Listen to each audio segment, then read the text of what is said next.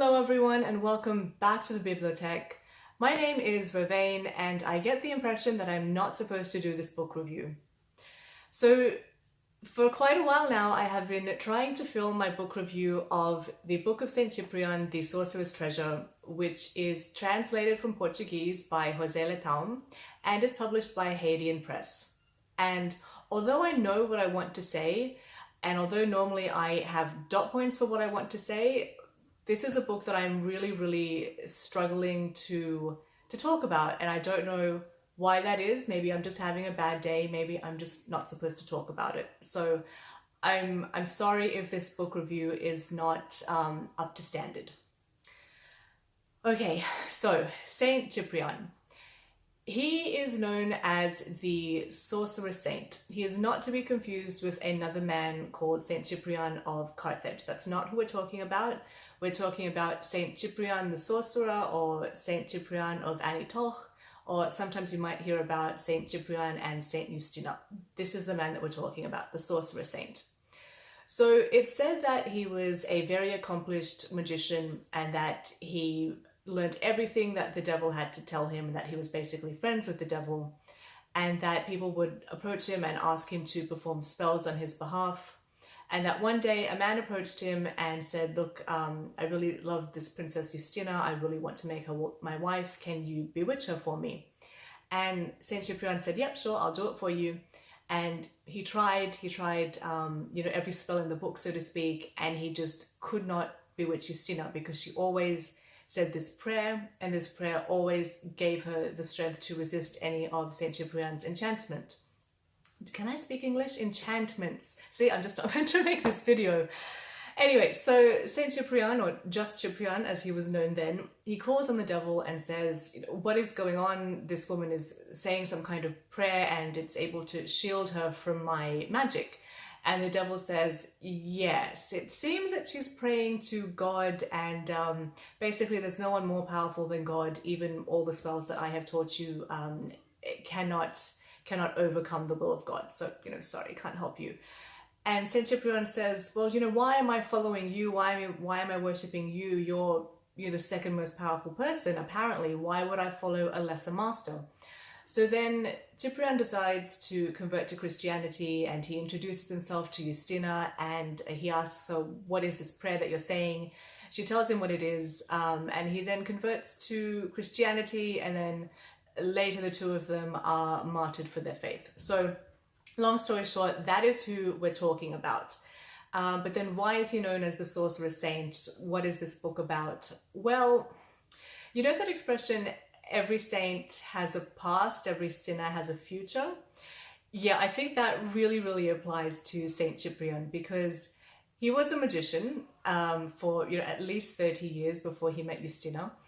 And in this book, there are a number of spells that are attributed to him. And so sometimes some magicians will still pray to him and ask for his help to conduct their spells, ask for his blessing. And I know that sounds a little bit, contradictory if, witchcraft is not really permitted within Christianity, and if he renounced his magical powers, why is it that people are still praying to him? And as the author José Leitão explains, this is kind of a grey area where some people reason that, well, if I'm doing magic but I'm doing it for a good cause, God is about, everything that is good. So if I'm trying to get a good outcome, then, the end justifies the mean, and I'm sure that God wouldn't mind me performing this magic if it is for a good cause. And so some people apply that logic and therefore think, yep, fine, I can, perform my magic and still be a Christian witch, and I can even call on Saint Cyprian to guide me and to maybe, bless my endeavors. So that kind of explains why Saint Cyprian is considered to be the Sorcerer Saint, or the patron saint of sorcerers. But alternatively, also some people will pray to Saint Cyprian if they think they have been cursed and say, please break this curse, please use, God's power or intervene on my behalf, because there's no one more powerful than God, as you well know. Please intervene on my behalf and break this curse. So there's kind of these two parties that pray to Saint Cyprian. Okay, so that's part one of this video, which is not normally what I do. I normally do book reviews. So let's actually try to move into a little bit of a book review now. And this is the part that I'm really having trouble filming. I just cannot find the right words to say what I mean to say. I cannot get my points to flow cohesively. So I'm just getting the idea that I'm not meant to do this book review, but for some reason I'm being stupid and I'm plowing on. Anyway, so this book is split into 4 parts. The first part is an introduction where the translator, José Leitão, talks about how he first came into contact with this book and the infamous reputation that it has in Iberia. And he also gives some historical context about magic in Portugal. Moving on, the second part is predominantly about exorcisms and how to call upon Saint Cyprian to help you perform exorcisms. I will come back and maybe read an excerpt of that if I'm able to. The third part is about magic. So this part of the book was written before Saint Cyprian converted to Christianity, and it's a number of spells. If you're trying to achieve X, Y, Z, here are the spells that you perform, here's what you say, here are the ingredients that you need. I will again also try to provide an example of that if I'm able to. And then lastly, there's a whole lot of commentary from the author, because he argues that you need to understand the context in which this book was written, and if some things are very powerful or diabolical, you may not understand that if you don't know the context that this book was written in or the context that this book was supposed to be read in. So about half the book is commentary by the author, excuse me, not by the author, by the editor. And then he also does provide a list of further sources, so that if you want to learn more about magic in Portugal and if you want to learn more about Saint Cyprian, he does provide a number of sources, which I appreciate that he has done that. I think this book took a lot of time to translate and to research, and I am really grateful for the effort. See, I'm just not meant to do this book review. I'm grateful for the effort that José Leitão has put into this book. And he actually does have a passage in the introduction where he talks about that. So I think I might just read that to you now and just let José Leitão tell you in his own words what this endeavor means to him. Know that this book was written as an intense devotional work to the good saint. He, or someone on his behalf, was there with me every single day of these past long months, pushing me and writing me. He is a very good-natured saint, but occasionally he does not reasonably measure what he demands of his students, or maybe he measures it too well.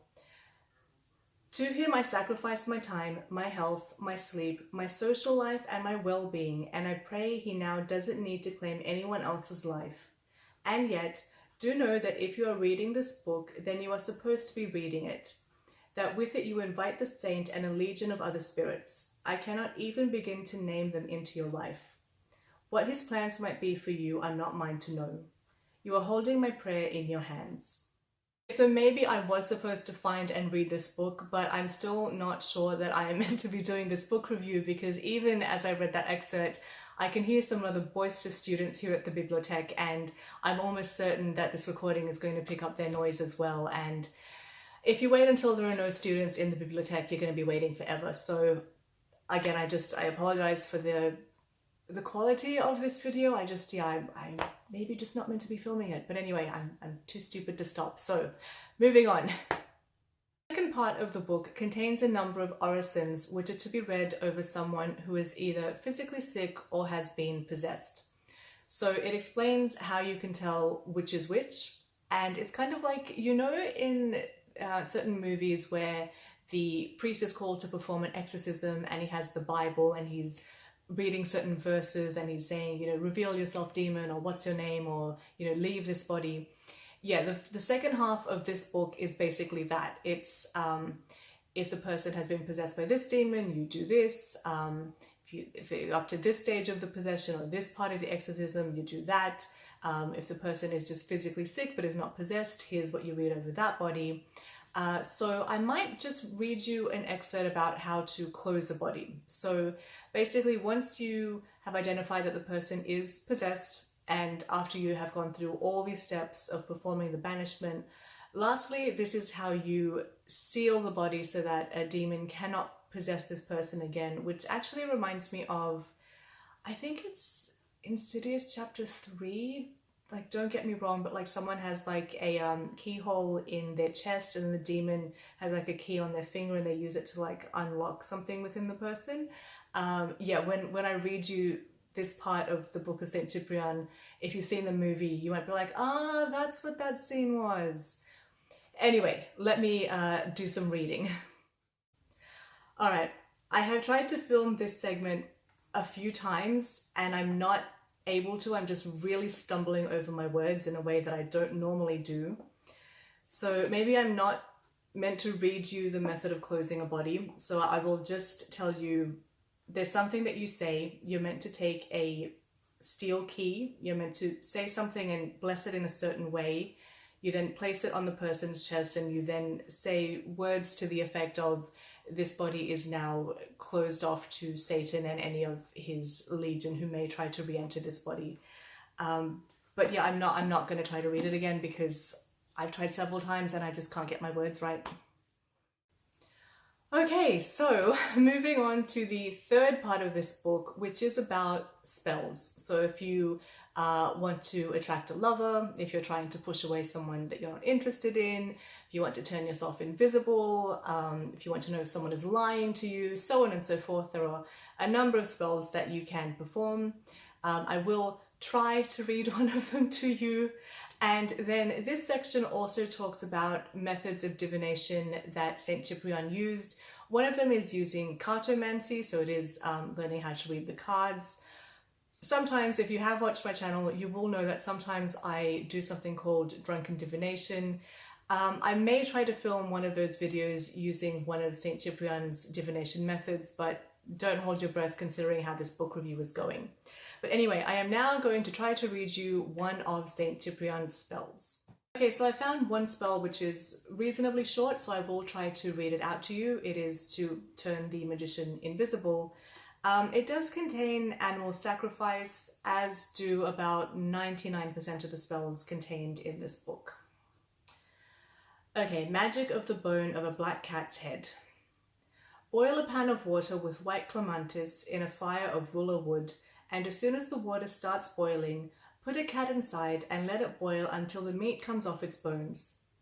After all this is done, collect the bones by straining the mixture through the linen cloth and place yourself in front of a mirror.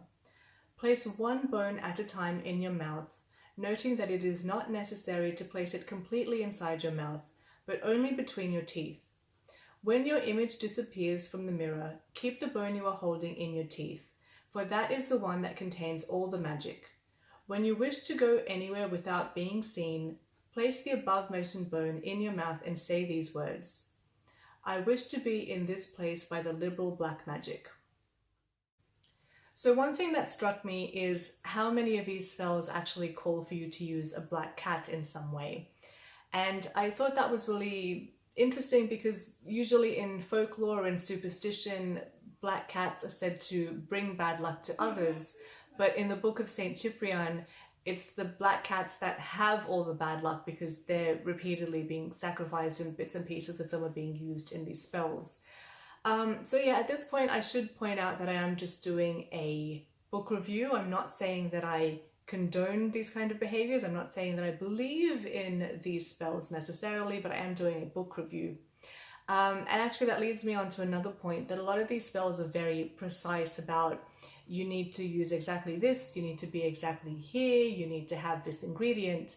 And it just kind of made me think in general about magic and how the ingredients are very specific. So sometimes I think that can be like a bit of an excuse if the spell didn't work. It's like, well, it's not that magic doesn't exist, it's that you didn't do the spell properly, you didn't do it at exactly the right time, or you substituted this ingredient for that ingredient and that's why it didn't work. It's not that magic doesn't exist, it's that you didn't do it properly. So that is another thought that I had while reading this book.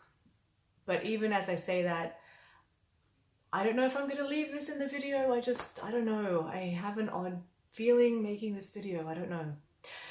Anyway, so moving on. The last part of the book, which is about 50% of the book, is commentary by José Leitão. And he stresses that you need to understand the context, which I think I have said on camera already. You need to understand the context to really understand the meaning and the power behind some of these spells. So again, this book is more like a reference book. You could read it from cover to cover if you want, or you can just look at the table of contents and say, yep, I need a spell for this, or yep, I need a method of divination. I'm just gonna, jump ahead. And if I want more information, then I'm going to turn to the commentary in the back. So yeah, I don't really think everyone would read it from cover to cover. I think it is something that you would just pick what you need. I don't know, maybe if you're a beginner, you might read it cover to cover, but if you're more experienced, you might just pick what you need. So that's most of this video done. The last thing that I wanted to say is that if you would like more information, if you would like to learn more about Saint Cyprian, this book is published by Hadean Press, who I will link to in the description section. But Hadean Press also organized the Saint Cyprian Symposium, which is a gathering of scholars and authors who give presentations about all manner of things related to Saint Cyprian, and I imagine that you can ask them questions and maybe discuss with some other attendees. This year, 2020, I think it's going to be moved online, and one of the presenters is actually going to be José Leitão, the editor of this book, and he is actually going to be speaking about the Book of Saint Cyprian and how it relates to the 16th and 17th centuries Portuguese Inquisitions and the sort of links or the prevalence of magical texts during this historical period. So once again, I will leave links in the description section. And the last thing that I wanted to say, which I just wasn't able to work into the video somewhere, is that this is the Book of Saint Cyprian, but it's not actually known who wrote this book. So just because it's called the Book of Saint Cyprian doesn't mean that he wrote it. You will see that in some parts it refers to him in third person, so I don't think he wrote about himself in third person, and it does talk about things that happened after his passing. So it seems to be a gathering of all different texts, so kind of like the Bible. The Bible is the word of God, but it's not actually the word of God. It wasn't written by God, it was written by other people giving their stories about what happened and when God appeared to this person or that person, but it is not actually God saying, let me write this book, or let me speak and you transcribe what I write. So the Book of Saint Cyprian is like that. It's spells that are attributed to him, and it's events where he is said to have partaken, but I'm not actually sure who the author is. Yeah, so that's the end of whatever this video was. Thank you for stopping by. Thank you for sticking around for this long if you've managed to make it to the end. Hopefully I will see you next time where I have a more concise book review for you.